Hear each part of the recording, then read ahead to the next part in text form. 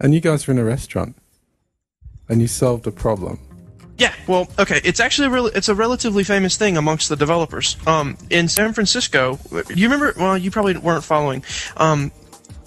About 6 months ago, we had the menu manager was an absolute mess.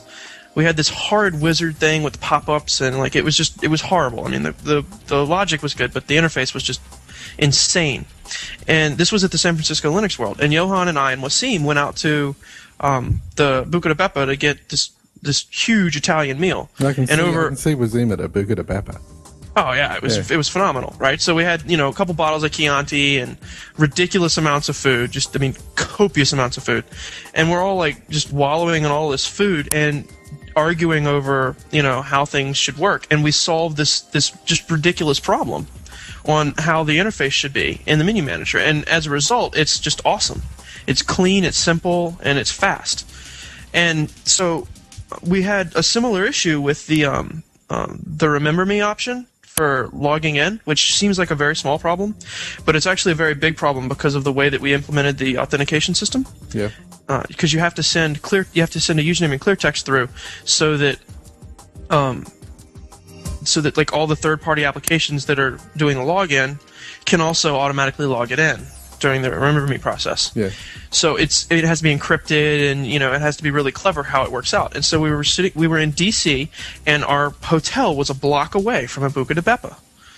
And the last day, or the second to last day of us being there, we all went out and had this huge dinner, a couple bottles of wine, same sort of deal. And this time it was Rob and Johan and I, and Ryan showed up, and we solved this problem, conceptually. So Chianti and Buca de Beppo and Good Company solves serious coding issues. Yeah, huge amounts of Italian food seems to stimulate the brain such that you can get over big humps. I reckon you've got a white paper. Somebody should do a doctorate on this. I think so. Yeah. I think it's one of those things where you can sort of you can repeat the process and it works again. So anyway, so we solved the thing conceptually, and I implemented it today, and it took me a couple hours, and it was something that we had talked about for quite some time and sort of put out of our minds because it was so freaking conceptually difficult to solve. And so, we're eating, God knows what we were eating, lasagna and this amazing salad and pizza and just on and on and on, just ridiculous amounts of food, and it just dawned on us. So it was really cool. Well, Ryan probably thought that was the way things always work. Probably, yeah. The streaks of genius just come like lightning bolts. Right, exactly. Yeah. Well, it's not too far from the truth. Buca de Beppo. Yeah, it's nice. What sort of food is it? Italian? Yeah, it's American Italian, so it's food ad nauseum. Does that mean you have shotguns under the table? No, but actually they are decorated. all of these restaurants are decorated with mafia stuff. I was joking. Now you're telling me it's true. Well, it's a chain, so it's not it's not actual. I misspelled it. It's Beppo. Beppo. But the food it's family style. Mm-hmm. So you order an entree or something, and you get this just ginormous plate of food. And everything that you order is just huge, and everybody just sort of eats from it. And so it's just intense. Pictures, absolutely intense. Pictures of the movie The Godfather. Yeah, so actually there are on the walls. On the walls, yeah. On the walls, yeah. Rocky absolutely. Doing these, Adrian. But it's actually quite good, and for what it is, it's quite good.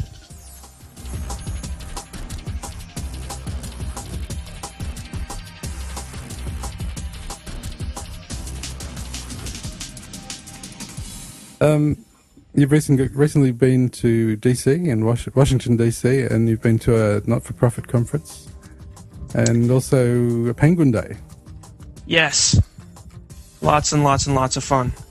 So, tell us a little bit about the not-for-profit day. I understand Ryan Ozimek, who's a member of our board. Yes, Ryan invited us out to to come to the Nonprofit Technology Conference in DC, and it was an interesting event. It was very much geared not so much technology in as sort of matching nonprofits with technology. Originally, when I got there, I wasn't so sure of what exactly it was we were going to do. We sat in on a lot of sessions. The format was the first day. Was very much, they call it a science fair. It was much more like an expo where we had booths and everybody walked around and met each other and saw the different projects and different groups that were providing services for nonprofits. And then after which there were a lot of breakout sessions, and the following 2 days, or maybe even 3 days, I don't even remember at this point, they were all about breakout sessions and talks about very specific topics. There was actually a topic comparing Drupal, Clone, and Joomla, which we attended, as well as several others. And it was really interesting to hear different people's opinions on how things work and what would be nice and what's great now and what's not great now, and have those sorts of open conversations. How did we fare? How did Joomla fare in that environment? We fared pretty well. I mean, I guess our popularity speaks for itself. There were a lot of people there that were obviously very sort of hell-bent on their own implementation or their own CMS, and that's fine. Everybody has their own flavor, and if their flavor just so happens to be Plone or Drupal or Easy Publish or anything else, that's perfectly fine. We're all on the same team looking to solve the same problems, just in different ways. I would say that we actually gained a lot of support just by being there. Yeah. And our presence was very well felt. I think we were very well received, and our message was very well received.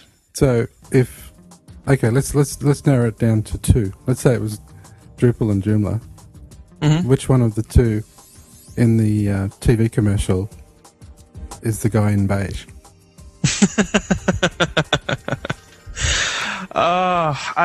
I really don't know. I think it probably depends. I think it probably depends on what your requirements are. And you're such a diplomat. Let's put it this way. Well, I'm biased. I'm trying to take myself out of it. Obviously, I'm a big Joomla fan. But there are things that they do. Come on, man. Which one's the iPod and which one's the Zune? I don't think either one of us are Zunes at this point. I'm a Drupal guys. I'm just kidding. Yeah. The Drupal guys that we all know are all very nice, and we've helped each other with several things, and we have a very cordial relationship. So, hi to all the Drupal guys out there, if you're listening. Yeah, you can tell me later afterwards, anyway. Yeah, we'll talk about it later. Oh, that's really great. How many people do you think, what percentage of people that were there had not heard of, Joomla or Drupal or open source in general? Were there many new people to the whole scene? I was actually pretty surprised with this. Most people there had heard of open source, which I guess being in the nonprofit world probably shouldn't be a big shock. But I was really surprised at the amount of people that flooded into these CMS sessions. And I spoke with one of the facilitators for the session, the big Joomla Plone Drupal session, and he said that this was huge. They had not seen this sort of turnout for these types of sessions before. So what that sort of indicates to me, in all my infinite wisdom, is that the CMS is actually starting to take hold. People are starting to pay attention to content management systems, and open source ones specifically. And if you look at the growth of Joomla and Drupal and all of these others in recent months, you can see the explosion. And it was really interesting and refreshing to see so many people in there. In fact, people were standing up. There was not enough room for everybody to sit in the session. So it was really, really nice. That's good. All right, now I'm not going to keep you too long because we've got Brad Baker coming up telling us about a lot to do with Joomla's growth over the last little bit. Yeah, that'll be very interesting. But I'm going to ask you a tough question. Okay. And how do you reconcile, going to a day like this where there's not-for-profits, which is great, and it spreads the philosophy that most of the people involved with Joomla at a core level believe in. Mm-hmm. How do you reconcile that type of environment with people who are just exploiting, and I'm using the word exploiting in an antagonistic way, people exploiting an open source project by only making commercial components and not giving anything back? That is a tough question. It is sad to see that a lot of people just take and don't give, and it is sad to see that people tend to, or not people tend to, but a lot of people tend to just use open source systems, and this is not sort of specific to Joomla or any content management system in particular.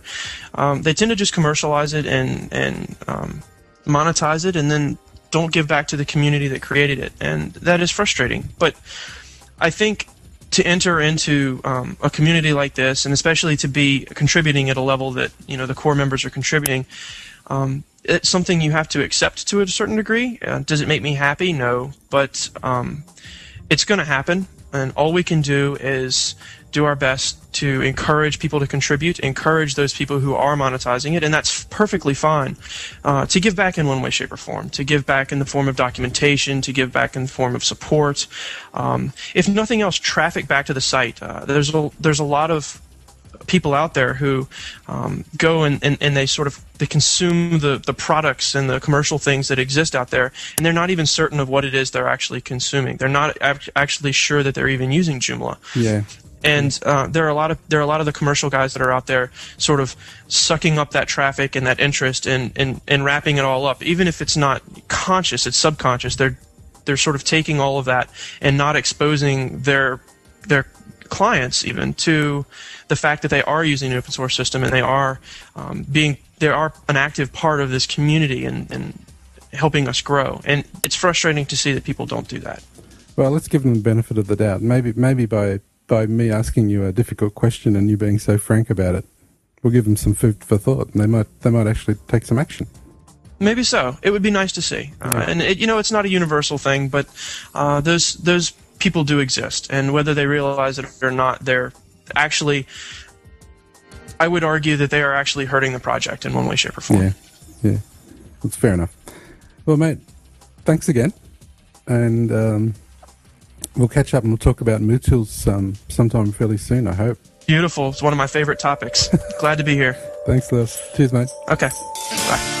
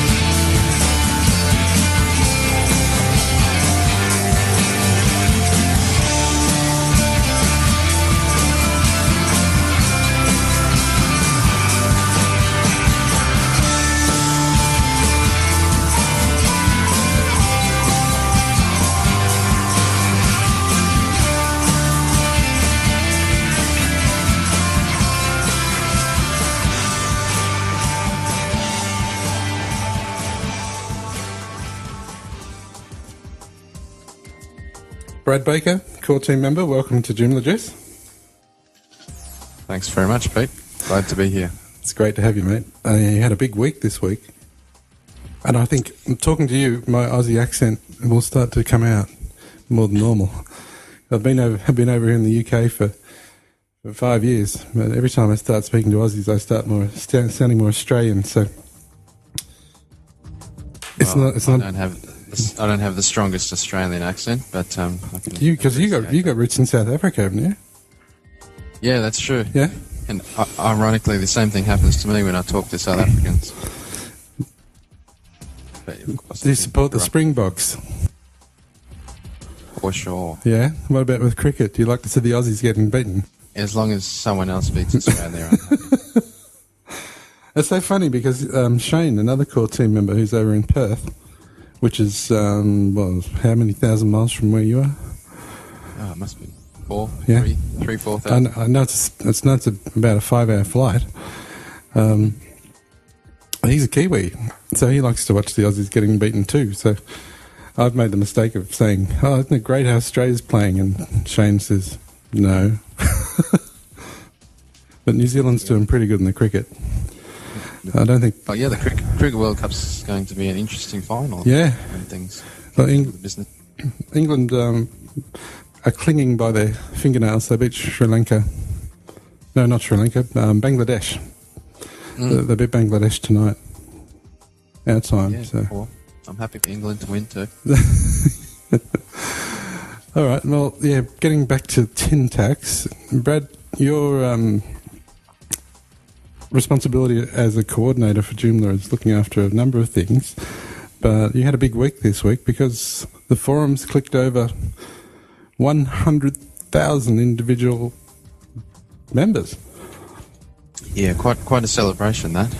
And as mentioned in the news release, these are fully activated accounts, so it means that there's real people behind those accounts, as well as the fact that we don't allow duplicates on our forum, so it's very impressive. Now, how do you manage a forum that's got that many people on it? I mean, how do you resource it? How do you keep it all running? Give us a bit of a picture of what's involved. Sure, I'll give you a bit of a rundown. It's quite a feat, and fortunately we started off small. Well, one day it was small and the next day it wasn't. And so we were able to include a number of people in the process as things have grown over time. Most of our management comes from our 6 global moderators, as well as Tony and I, who basically just provide administration and support to them. So the global moderators are involved with a lot of the mechanical things. Yeah. Most of them, though, are very active participants, but it's more the mechanical things when a user reports a thread that needs to be moved somewhere or there's some problem. The global moderators will get involved in the mechanics there and handle that. So my Joomla Juice podcast celebrating 10,000 downloads is nothing compared to that. Well, what is that, 10 times? 10 times. Yeah, but you're talking members. I mean, I think I've got a handful of members. It's not, I've got subscribers, but let's put it this way: if I had members on a forum the size of Joomla, I couldn't be on a shared hosting environment. I'd have to have something serious behind it, wouldn't I? Very true. Yeah. What would I need? And we have what you need in terms of a hosting environment. Well, you'd at least need a dedicated server. We are fortunate that we're able to use Simple Machines as the forum software. Yeah, and you brought the idea of using that from day one, didn't you? Yeah, that's correct. I'd been evaluating a few things, and I wasn't against using the commercial software either if they met our needs. But Simple Machines, purely for its performance, in my opinion, means that we can run our community this size and still have the server stable. So, in terms of forum software, there are 2 questions actually. I'll start again. The first question is, what other alternatives could you have looked at that would have run a forum that's grown this big and will continue to grow? And the second question is, how many Simple Machine sites are there out there that would be as big as Joomla's forum. Okay. Well, to answer the first one, probably the only other forum software that I'd personally look at, and people can disagree with me, that's fine, just in my own opinion, would be vBulletin. It's a commercial package and it's relatively affordable. And it's good software. But I have no doubt that if we were running vBulletin, we would already have to have multiple web servers in front of a load balanced appliance to handle the load on our forum. Simple Machines really is the cream with regard to performance, in my opinion, and the evaluations that we've done, and especially its integration with PHP caching software. Yep. Really makes it rise to the top. So yeah, that's probably the first question. I'm always evaluating it, and as well as that, often keeping up with the latest on Simple Machines' upcoming versions and seeing whether they're still going to fulfill our needs. And the second question about SMF being used. Are there any other big environments like ours? Like Joomla's?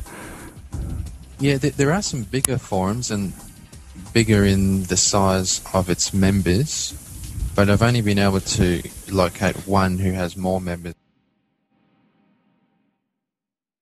than we have. Okay. In terms of posts, just pure post size, how many total posts, there are a number of forums that are bigger than us.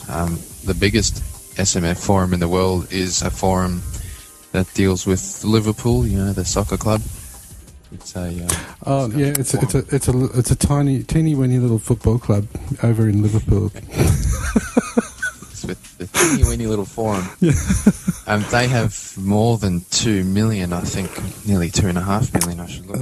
Man, I couldn't imagine being a moderator over there because they're so passionate about their football. Yeah, there'd be all sorts of flaming and people from Manchester United pretending to be Liverpool. It's interesting. They have a very active community. Yeah.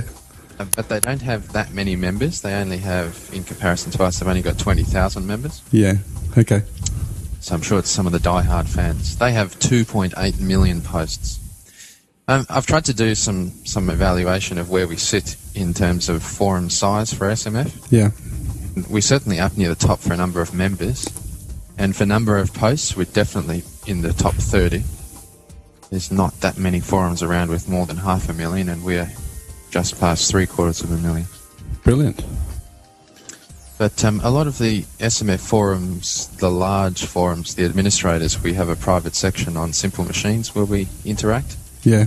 So very handy and nice that Simple Machines have set that section up for us. So do you have contact with people at a development level if you have a problem? Yep, we do. They've given us access to their beta versions and alpha versions and so on, so we keep up with that and provide some input. We're asked about the upcoming versions and whether we'll meet our needs and so on. Interesting. So 100,000, and that's taken, how many months is that? Since September 2005 until yesterday. Yep. Getting me to do calculations too, are you? No, it's okay. That's pretty darn fast. Yeah, somewhere between 18 and 20 months. Yeah. From a forum that literally started with just the core team members and people that came across from Mambo. And then it's very impressive, and our average posts per day and obviously average registrations per day is growing all the time. So even though you've like Joomla's enjoying all this growth, you're saying it's continuing. It's definitely exponential growth. That's correct. Because I thought it would have flattened off a bit.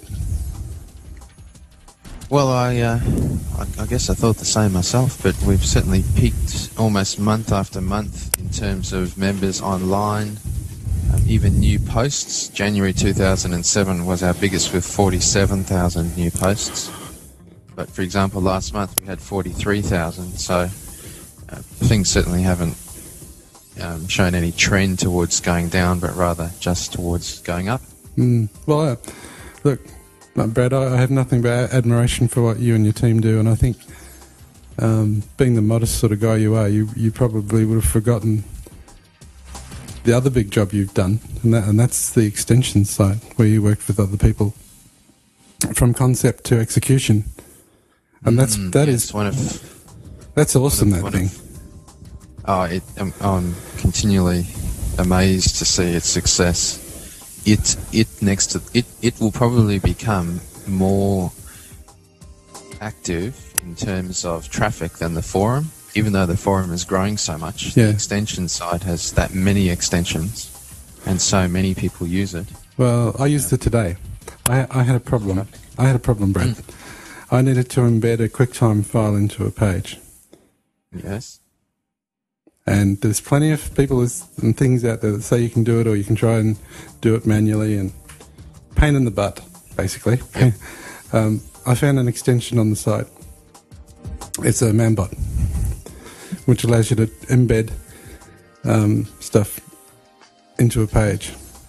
And when you look at this, when you listen to this podcast, go back to joomlajuice.com and have a look after the read more, and you'll see where this podcast is also embedded into the page. And that, I just did a search, found it, tried it, and bingo. That's the power of that thing. It's brilliant. And the good thing too is that the extension site runs so smoothly now with a number of editors involved, and the software is continually being tweaked where need be to meet the needs of our extensions directory. So you had quite a bit of help there from Lee, from Mozits? Yeah, that's correct. That's Lee right. handles, even now, Lee handles all the software changes and management, updating and so on.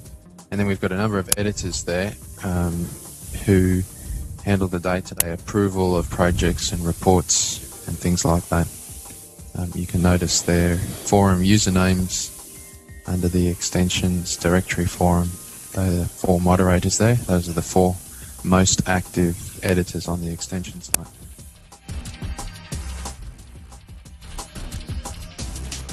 So without them, again, the extension site wouldn't be what it is today. Yeah. So in terms of Brad, in terms of traffic, how would you rank the domains from the .org domain, the developers domain, the forums, extensions, and now you've got Joomla code, which, in order of priority, I'll give it a go. I haven't. Excuse me.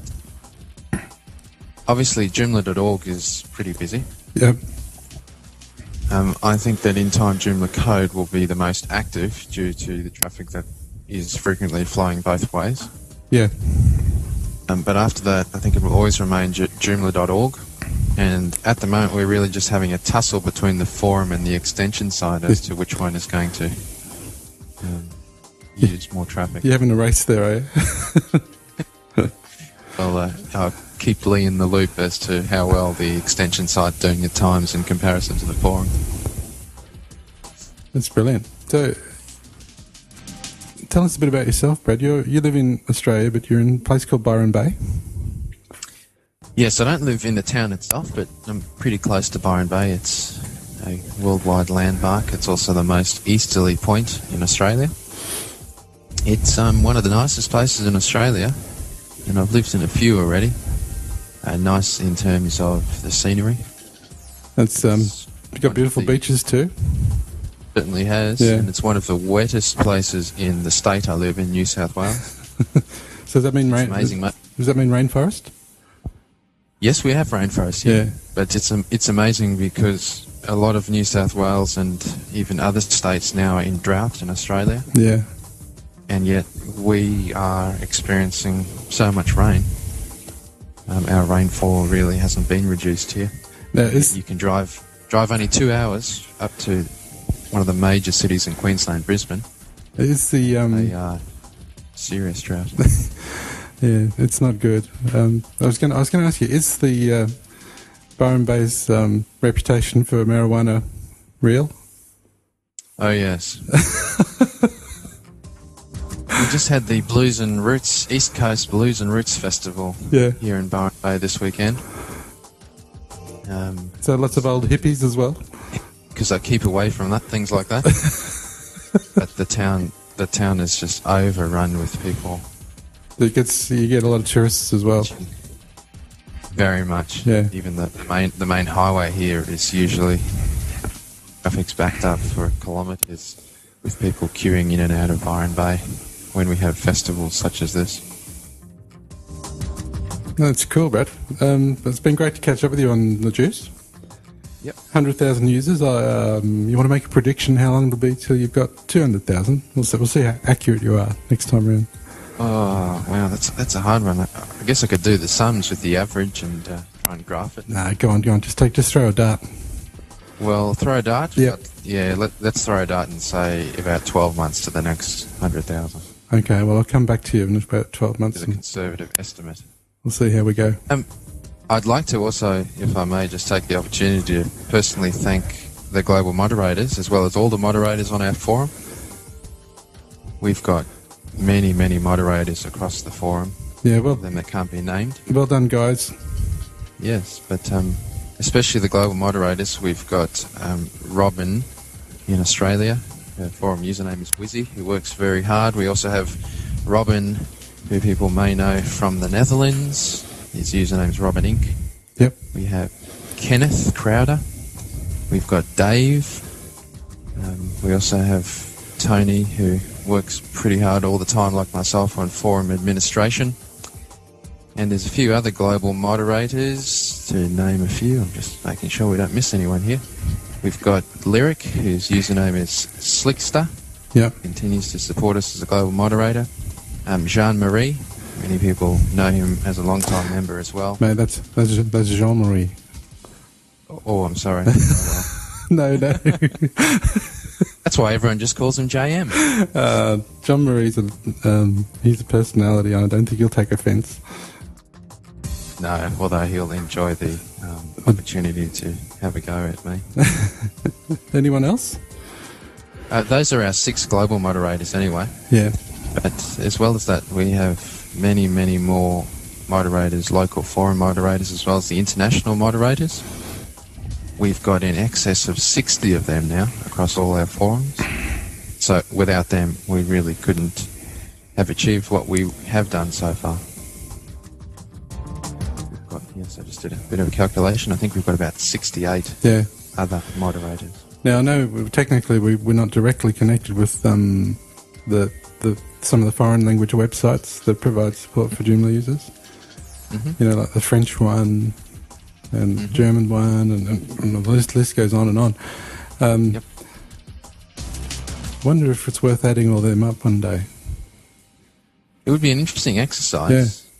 I haven't tried it myself, but I know that the French community and the German community, as well as the Dutch community, have third-party forums and communities that are very large.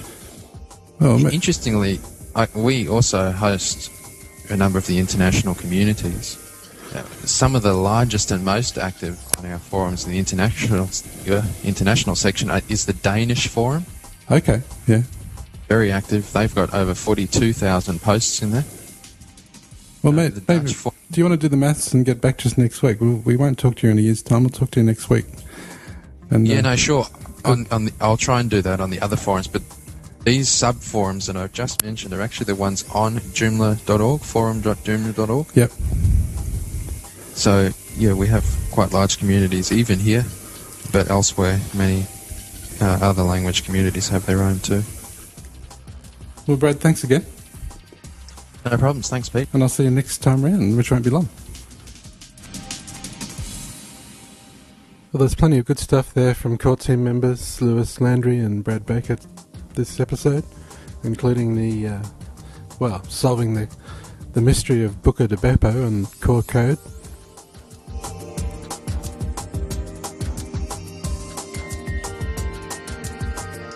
Joomla Juice itself this week celebrated 10,000 downloads, which is a great start. If you've got any show ideas, you can contact me through the website at www.joomlajuice.com. Hi, this is Brad Baker from Joomla, and you're listening to Mark Hummel with his track, Get on the Right Track.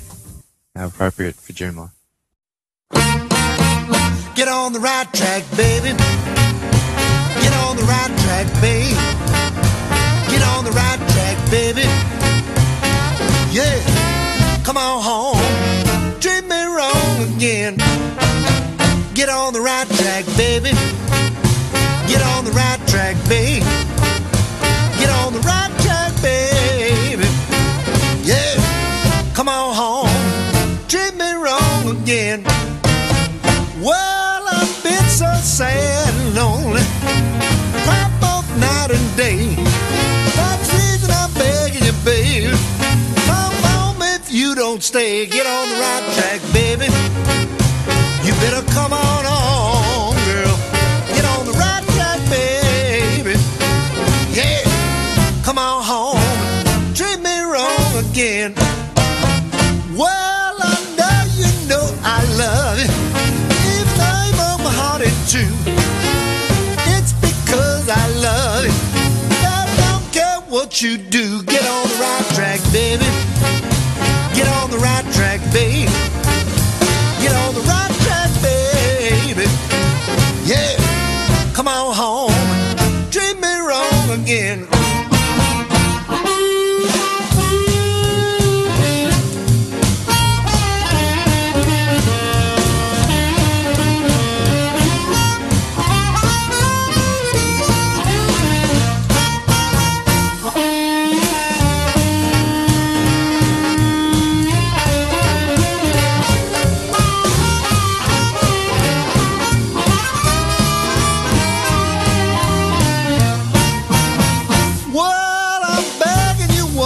Time, baby, down on bended knee. Please, please come back home and give my poor heart ease. Get on the right track, baby. Get on the right track, baby.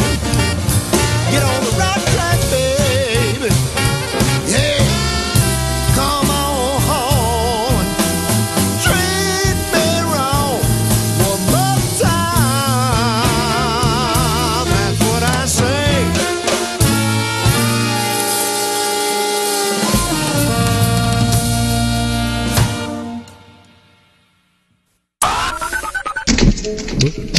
Ow, I just fell down the stairs.